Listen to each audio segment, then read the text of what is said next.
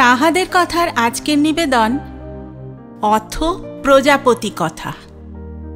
কলমে সুনন্দা মিত্র, গল্প পাঠে আমি কাকলি, সহযোগিতায় নীল, নির্দেশনায় অনির্বাণ।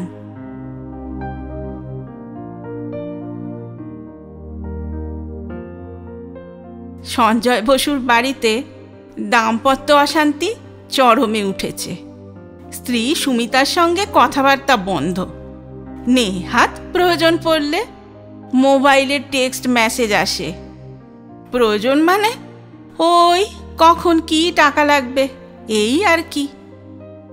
কেনাকাটার ডিপার্টমেন্ট তো বহুদিন আগেই সুমিতার হাতে চলে গেছে।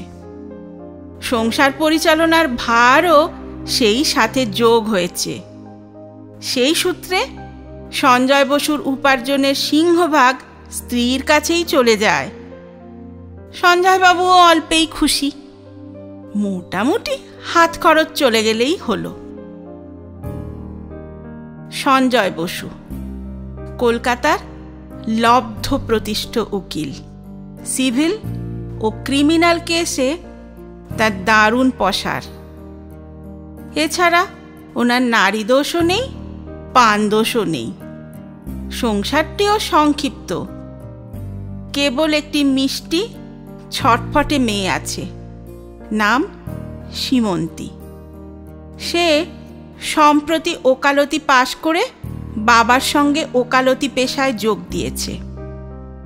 কলকাতার গাঙ্গুলি বাগানে সঞ্জয়বাবুর বড় বাড়ি, নিচে চেম্বার। তবু মনোমালিন্য কেন?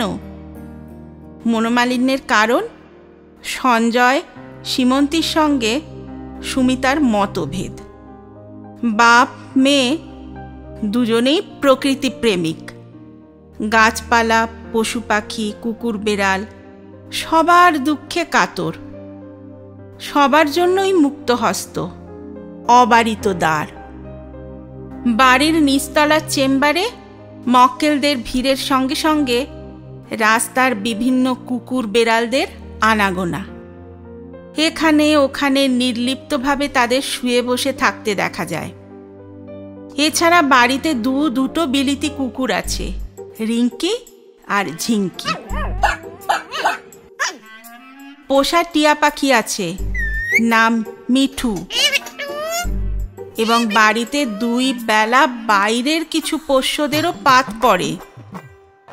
সুমিতা এসব হুজ্জতি মেনে নিয়েছেন।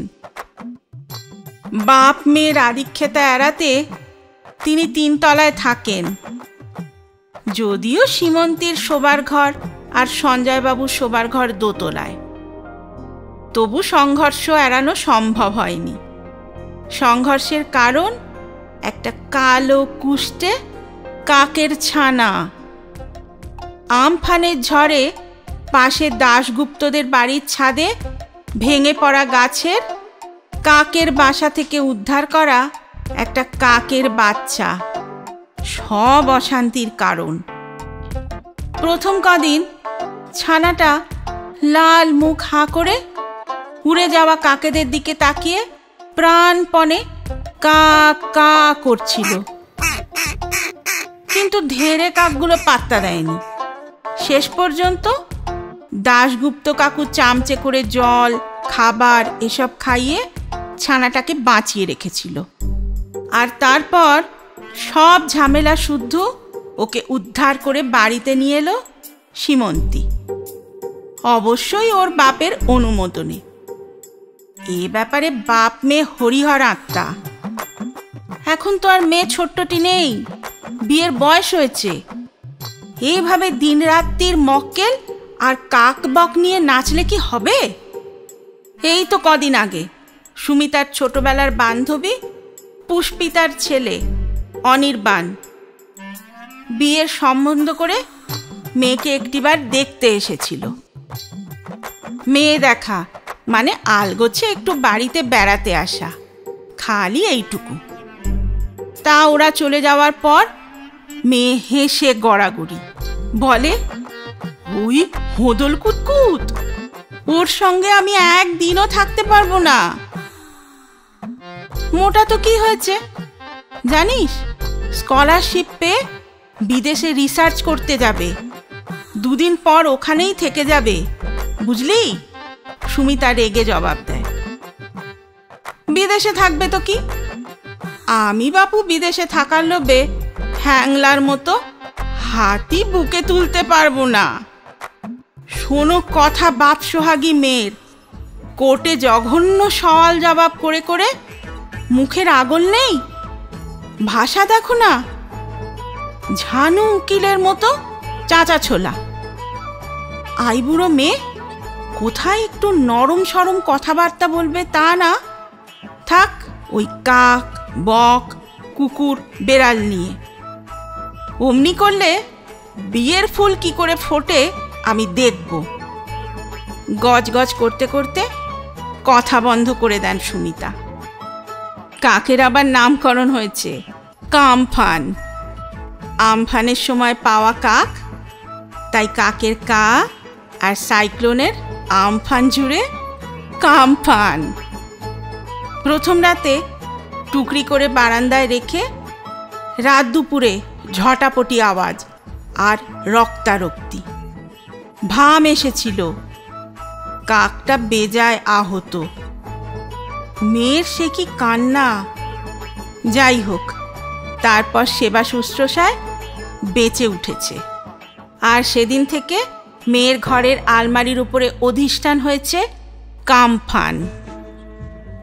ঘরের ভেতর রিঙ্কি ঝিঙ্কি পাহারা দেয়, ওদের 2 বিলিতি কুকুর, অতএব দুষ্কৃতিকারী ভাম ঢুকতে পারবে না। কামফানকে মানুষ করার মানে কাক করার ঝামেলা অনেক। ঘন্টায় ঘন্টায় খাবার মুখে গুঁজে দেওয়া, টুকরিতে পাতার নোংরা কাগজ পাল্টানো, খেয়াল রাখা, এই সব আর কি। ভাগ্যে এখন লকডাউন চলছে, কোর্ট বন্ধ, তবে বিকেলের পরেই শ্রীমান না শ্রীমতী ঘুমিয়ে কাদা, তখন টুকরির মাথায় কাপড় চাপা দিয়ে রাখতে হয়, নইলে চোখে আলো লাগলে কটমট করে। সকালে বারান্দার গ্রিল সংলগ্ন মাধবীলতার ঝোপের পাশে রাখা হয় কামফানের ঢাকনি দেওয়া টুকরি। ডালা খুলে দেবার পর কামফান কানায় বসে ইতিউতি দেখে, খাবারও খায়। নিচে ছিটিয়ে পড়া ভুক্তাবশেষ, খাওয়ার জন্যে চড়াই টুনটুনি এসব ছোট পাখিদের একটা যাতায়াত শুরু হয়েছে। কামফানকে খাওয়ানোর দৃশ্য মাধবীলতার ঝোপ ভেদ করে রাস্তার পথচারীদের চোখে পড়লে তারা বিস্ময়ে দাঁড়িয়ে যায়। কামফানের বংশ পরিচয় নিয়ে জিজ্ঞাসাবাদও করে। মাঝে মাঝে কামফান মাধবীলতার ডালে পাতার ঝোপে হেঁটে গিয়ে বসে। অন্য পাখিরা আশ্চর্য হয়ে ওকে দেখে, এ কেমন ধারা পাখি, মানুষকে ভয় পায় না। কামফানের কথা জিজ্ঞাসা করে রীতিমতো ফোন আসে পাড়ার লোকেদের, সীমন্তীর দেশ বিদেশে ছিটিয়ে থাকা বন্ধুদের, এমনকি বন্ধুদের মায়েদেরও। নেহাত ডিজিটাল ক্যামেরাটা প্রথম 2-1টা ছবি তুলেই গন্ডগোল করছে, নইলে ফটো তুলে আপডেট পোস্ট করা যেত। সবাই বলে কামফান কখনোই বাড়ি ছেড়ে যাবে না, ও একটা গৃহপালিত কাক হয়ে যাবে। সীমন্তীর কথা মোটেও পছন্দ নয়। স্বাধীন প্রাণী, ঘরে থাকবে কোন দুঃখে, বড় হলেই উড়ে যাবে। তাছাড়া এখনো তো লেজ গজায়নি, মানে লেজের পালকগুলো খুব ছোট আছে। কামফানের ওড়া নিয়ে কিন্তু বিস্তর বিপদ হতে লাগলো।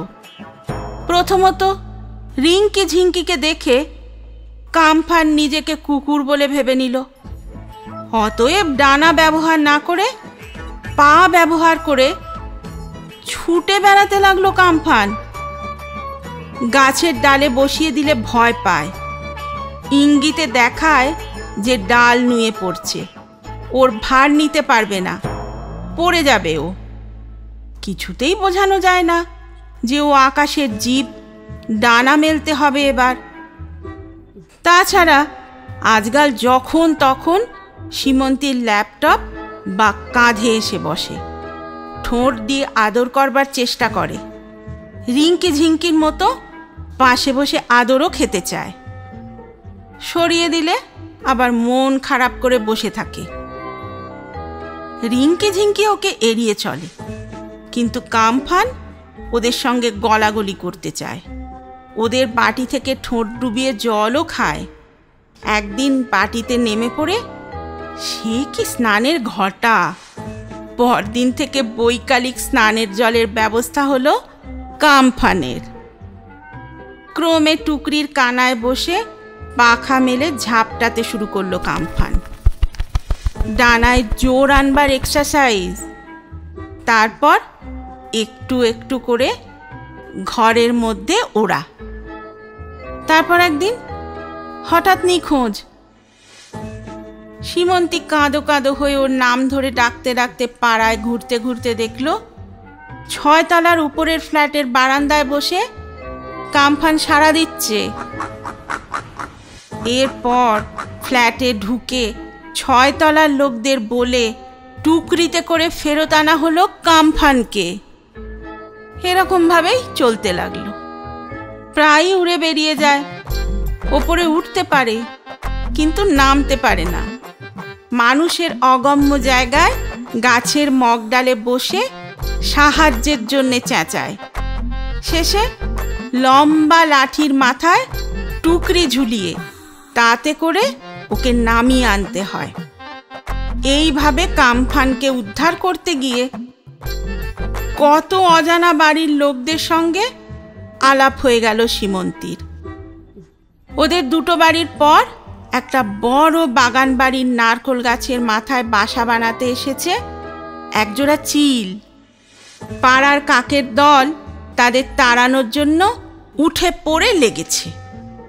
কাক চিলের ধুমধুমার লড়াই চলছে।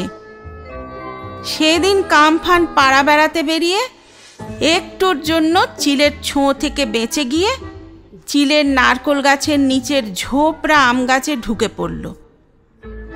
এবার সীমন্তী বেরোলো কামফান উদ্ধারে। কাজটা মোটেও সহজ নয়। আম গাছের ঝোপটাতে পৌঁছতে গেলে ও বাড়ির দোতলার জানলা থেকে অনেক লম্বা একটা বাঁশ গলাতে হবে। বাঁশের মাথায় ঝোলানো কামফানের টুকরিতে কামফান নেমে বসবে। তারপরে বাঁশটা ভেতরে টেনে আনলে ওকে নাগালের মধ্যে নিয়ে আসা যাবে। বাড়িটার মানুষজন যথেষ্ট বিত্তশালী। গেটে তালা। বাড়ির বেল বাজাতে একজন পড়ুয়া গোছের চশমা পরা ছেলে নেমে এলো, হাতে একটা বই। ছেলেটা ভালো মানুষ ও ভদ্র, একটু গৃহপালিত লালুভুলু মার্কা, স্কুলের ফার্স্ট বয়দের মতো। সীমন্তীর কাঁদো কাঁদো অবস্থা দেখে লালুভুলু হেল্প করলো। প্রবলেম শুনে দোতলার ওপরের ঘরে নিয়ে গেল সীমন্তীকে। ঘরটা ছেলেটার পড়ার ঘর। ওপরে নিচে মোটা মোটা বই সাজানো, সব ডাক্তারির বই। ছাদ থেকে লম্বা বাঁশ নামিয়ে তার মাথায় টুকরি ঝুলিয়ে কত ডাকাডাকি করলো সীমন্তী। কামফানকে দেখা যাচ্ছে কিন্তু ও ফেরত আসছে না। এত ভারী বাঁশ একা ধরেও রাখা যাচ্ছে না। লালুভুলুও ধরে আছে, তবু কামফান টুকরিতে ঢুকলো না। হাত ব্যথা হয়ে হাত কাঁপছে, অন্ধকারও হয়ে আসছে। কামফানকে এভাবে ছেড়ে গেলে যে কোনো সময় চিলের খপ্পরে পড়ে যাওয়ার আশঙ্কা। কেননা ওই আম গাছের ওপরে মাথা তুলে আছে যে নারকোল গাছটা, তার ওপরেই বসে থাকে চিল দম্পতি। অন্ধকার নেমে আসার সাথে সাথে কামফান উদ্ধারের আশা শেষ হয়ে গেল। লালুভুলু মার্কা ফার্স্ট বয়টা লোক খারাপ না। সীমন্তীকে চা খাওয়ালো, সঙ্গে আবার কেকও। কথা দিল কাল কাক ভোরেই গেট খুলে দেবে, তারপর আবার চেষ্টা করা যাবে একসাথে। লালুগুলু মানে ওই ছেলেটির নাম সৌম্যদীপ, ডাক্তার, এখন এমডির জন্য তৈরি হচ্ছে। সৌম্যর মা আলাপ করলেন, সৌম্যর বাবা মারা গেছেন, মায়ের একটা বিজনেস আছে, নিজে চালান। সীমন্তীর বাড়ির কথা জিজ্ঞাসা করলেন। হ্যাঁ, উনি সীমন্তীর বাবাকে চেনেন, ওখানে একবার একটা আইনি পরামর্শের জন্য গেছিলেন। পরদিন সারা রাত ঘুম হলো না সীমন্তীর, কামফানের জন্য আশঙ্কা আর উত্তেজনায়। সে রাতে ঘুম হলো না সৌম্যরও, বারবার সীমন্তীর মুখটা মাথায় ঘুরছিল। সংযুক্তা মানে সৌম্যর প্রথম স্ত্রীর রূঢ় ব্যবহারের পর আর মেয়েদের দিকে তাকাতে ইচ্ছে হতো না তার। কিন্তু কাল সেই রাতে ঘুম হলো না সৌম্যর মা মণিদীপারও। সৌম্য এতদিন সংযুক্তার সঙ্গে বিয়ে ভেঙে যাবার পর বড় গুটিয়ে গেছিল। অনেকদিন পরে ওকে স্বাভাবিক প্রাণবন্ত দেখলেন। সীমন্তী মেয়েটি বড় মিষ্টি ও প্রাণোচ্ছল, খুব সংবেদনশীল, নইলে একটা কাকের বাচ্চার জন্য। ওর বাবা বড় ভালো উকিল এবং ভালো মানুষও। সৌম্য সংযুক্তার মিউচুয়াল সেপারেশন ওনার কাছেই করানো। 10 বছর প্রেম করে বিয়ে করে শেষ পর্যন্ত বিদেশ যাওয়ার অফার পেয়ে ছেলেটাকে ছেড়ে চলে গেল সংযুক্তা। সৌম্য অবশ্য আপত্তি করেনি, ডিভোর্সটা মিউচুয়ালি হয়েছিল। সৌম্যকে অনেকদিন হাসতে দেখেননি মণিদীপা, আজ ওর চোখে কৌতুক মিশ্রিত হাস্যোজ্জ্বল দীপ্তি দেখলেন। কত আলোড়ন হচ্ছিল মনে, দুটিতে বড় মানায়। ভাবতে ভাবতে রাত কাবার হয়ে গেল। পরদিন ভোরে সীমন্তীদের ছাদে কামফানকে দেখা গেল, সঙ্গে বিশাল কাক বাহিনীর জটলা। সকালে গিয়েই সুখবর দিয়ে এলো সীমন্তী। ভাগ্যে এখনো কোর্ট খোলেনি, তাই এত ছোটাছুটি করা যাচ্ছে। এর 4-5 দিন পরে আবার কামফান উধাও, আবার সৌম্যদীপের বাড়ির আম গাছে, আবার সেই একই ঘটনার পুনরাবৃত্তি। সীমন্তীর বন্ধু অনিন্দিতা শুনে বলল, ও কি আর থাকবে বল, ও এখন যুবতী হয়ে গেছে, বয়ফ্রেন্ড জুটে গেছে মনে হয়। সীমন্তীর ধারণা অন্যরকম। সেদিন কামফান ওর ঘুমন্ত মাথায় এসে বসেছিল আদর করবার জন্যে। ও ঝাপটা মেরে সরিয়ে দিয়েছে। বোধহয় সেই অভিমানে চলে যেতে চায় কামফান। কিন্তু অনিন্দিতার কথাই ঠিক হলো। 4-5 বার সৌম্যদীপের বাড়ির আম গাছে যাওয়া আসা করে ওদের মায়া কাটালো কামফান, আর সাড়া দিল না, ফেরতও এলো না। চিল দম্পতিদের এর মধ্যে আবার কাকেদের ঝামেলার চোটে পাড়া ছাড়তে হলো। কামফানকে ওই আম গাছেই বসে থাকতে দেখা গেল, আর অন্য কাকেরা ওকে আদব কায়দা শেখাতে লাগলো। এর মধ্যে সৌম্যদীপের বাড়ি থেকে বিয়ের প্রস্তাব এলো। রাজি হয়ে গেলেন সঞ্জয় বসু। হ্যাঁ, সৌম্য সংযুক্তার কেসটা মনে পড়ে গেছে ওনার। সংযুক্তা প্রথমে এসেছিল মিথ্যে দোষারোপ করে মামলা সাজানোর জন্য, উনি সে মামলা নেননি। পরে সৌম্যর মা এসেছিলেন পরামর্শ করতে। তখনই ওদের নারী নক্ষত্র, চালচলন, স্বভাব চরিত্র জানা হয়ে গেছে সঞ্জয়বাবুর। 10 বছর প্রেমের পরিশেষে বিয়ে করে 6 মাসের মাথায় যে বিয়ে ভেঙে যায়, সে বিয়ে ধর্তব্যের মধ্যে আনা যায় না। সৌম্যকে পছন্দ হয়েছে সঞ্জয় বসুর। সীমন্তীরও বিশেষ অপছন্দ নয়। সময় করে একটু গড়ে পেটে নিলেই হবে। এদিকে সৌম্যদে বাড়ির আম গাছের ডালে নতুন উদ্যমে বাসা বানাতে লাগলো কামফান। অনিন্দিতার ভবিষ্যৎবাণীর মতো কামফানের জুড়ি মিলেছে। কামফান এখন একা নয়, ওরা দম্পতি। সৌম্যদীপ সীমন্তীর বিয়ে পাকা হয়ে গেছে। প্রথমে রেজিস্ট্রি, তারপর লকডাউন মিটলে অনুষ্ঠান। কামফানকে নিয়ে ওদের ফোনাফুনি এখন অন্য পর্যায়ে পৌঁছেছে। সীমন্তী এখন ফোন নিয়ে আড়ালে চলে যায়। মনে মনে হাসেন সঞ্জয় বসু। পূর্বরাগ শুরু হয়ে গেছে শেষ পর্যন্ত।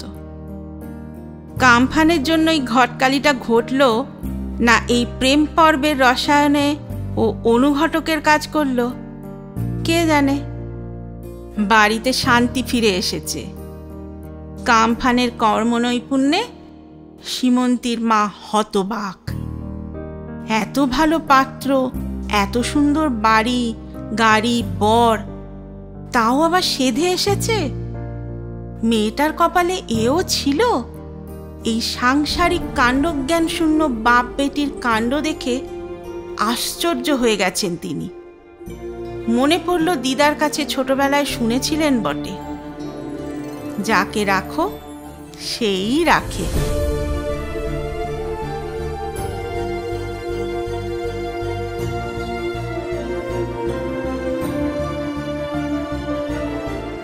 শুনলেন অথ প্রজাপতি কথা। কলমে সুনন্দা মিত্র। গল্পটা ভালো লেগে থাকলে লাইক এবং শেয়ার করবেন, এবং আরও নতুন গল্প শোনার জন্য সাবস্ক্রাইব করতে ভুলবেন না আমাদের ইউটিউব চ্যানেল তাহাদের কথা। আর আমাদের ফেসবুক এবং ইনস্টাগ্রামটাও ফলো করবেন। আগামী সপ্তাহে আরও একটা নতুন গল্প নিয়ে হাজির হব আমি, কাকলি। শুনতে থাকুন তাহাদের কথা।